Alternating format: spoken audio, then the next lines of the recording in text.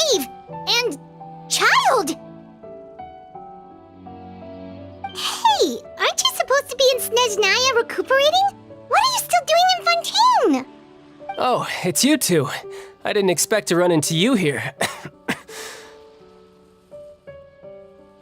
I was unconscious for quite a while after the fight in the Primordial Sea.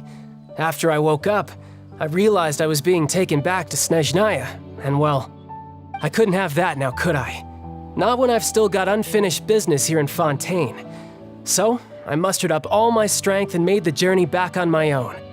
What sort of unfinished business are we talking here? It has to do with Skirk, my master. I really wanted to meet up with her, but by the time I got back, she had already left. I still have so many questions for her. Without any other leads, all I could do was ask the Knave to help me track her down. She must have left behind some traces from her time in Fontaine. Oh, okay, so have you found any clues? Unfortunately, no. While the House of the Hearth is adept at collecting all manner of intelligence, certain existences can still manage to escape our purview. Basically, unless Master feels there's a need to meet with me, she's not going to be found. But that problem has an easy fix. I just need to become stronger, and then... Paimon thinks you should focus on getting better first. The worst of it is over. It's all thanks to that one kid from the House of the Hearth. Elwar, I think her name was. She gave me a bunch of random potions to drink. They didn't go down easy, let me tell you. Pain and chills all over. But they really did help speed up my recovery. And that's good, because it looks like I really do have to head back this time. The old man's been putting the pressure on me.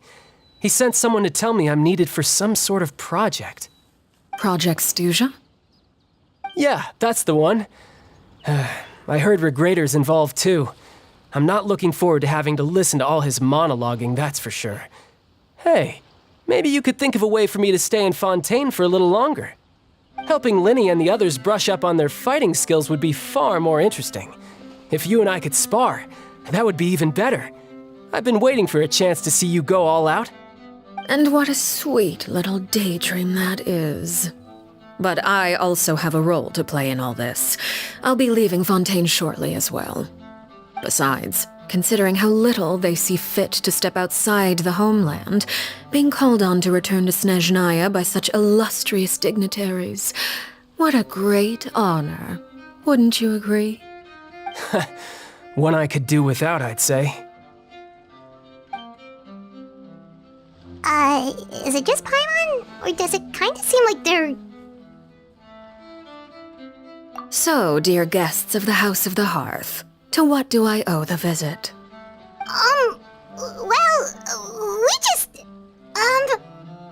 Right! We're super close to Linny and the others, but we still don't know much about you! Is that so? Introductions have already been made, have they not? Well, you see? There's only so much you can learn about someone from a short introduction. At least tell us something a little extra, like... Why do you call yourself father? Good question. I'd also like to know. The fact that you have to ask tells me our intelligence work has been quite successful. Telling you the answer to that question would only serve to undermine that success. And we can't have that, now can we? Spoken like a true diplomat. That was some expert sidestepping right there. Well, if there's nothing else, I think I'll take my leave. I still have a small matter to resolve at home. Wait, don't go!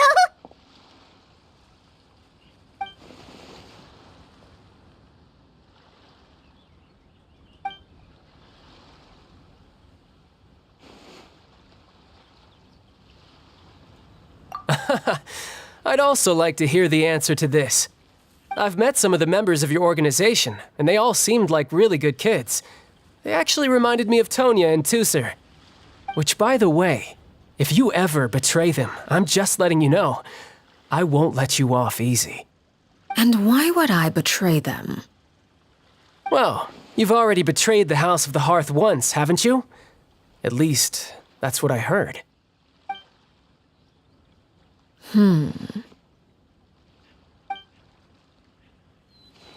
Okay, I admit. That's just what the old man told me. The rooster, I mean.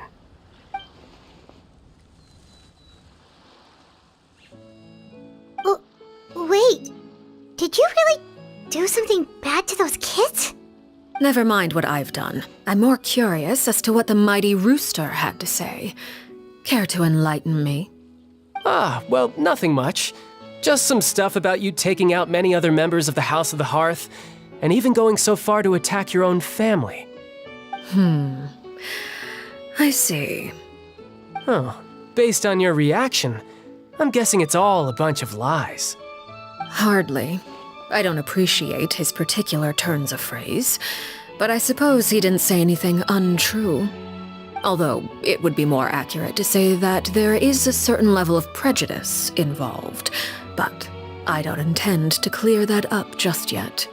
Prejudice has a funny way of concealing the real truth behind certain things, an attribute that I find to be quite advantageous.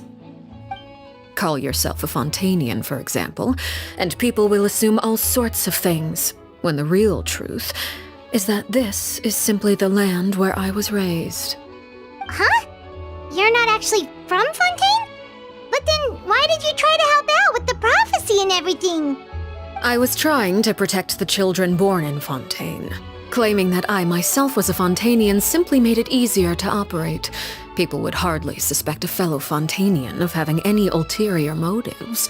Who wouldn't want to save their homeland after all? The primordial sea wouldn't have any effect on me, but it would have caused great harm to the House of the Hearth. Well, you wanted extra information, didn't you? There you go. I hope that satisfied your curiosity.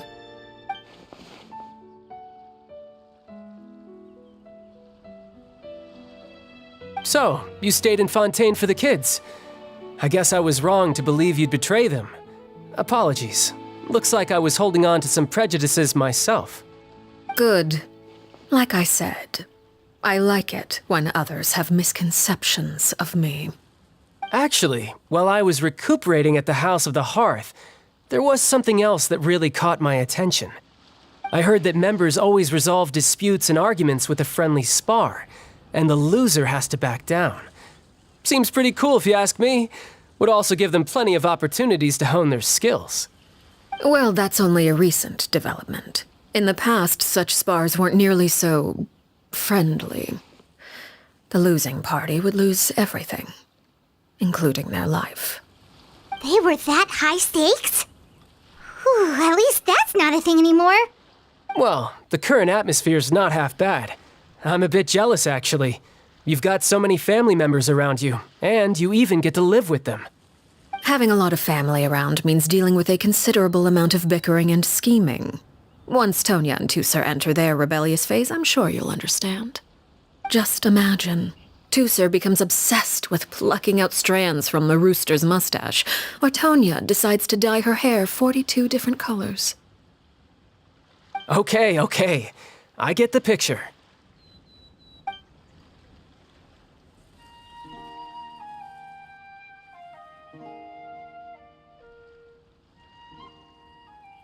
Well, would you look at the time? I should probably get going.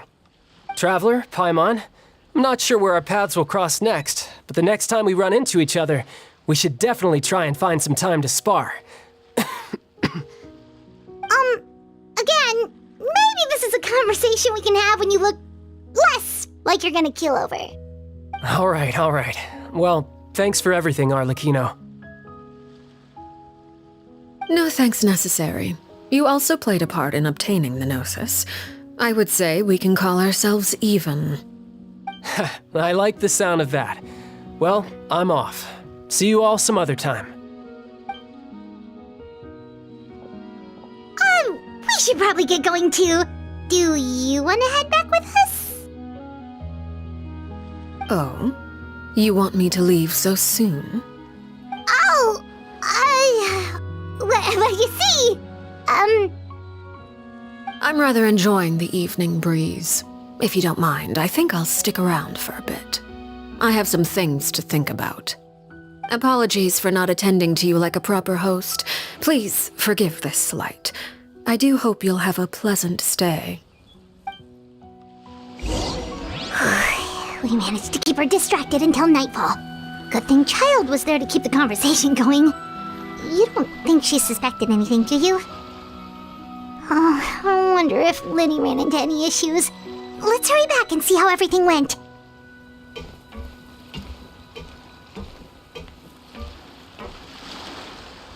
Oh? You decided to stay a little longer? Let's take in the ocean view together, then.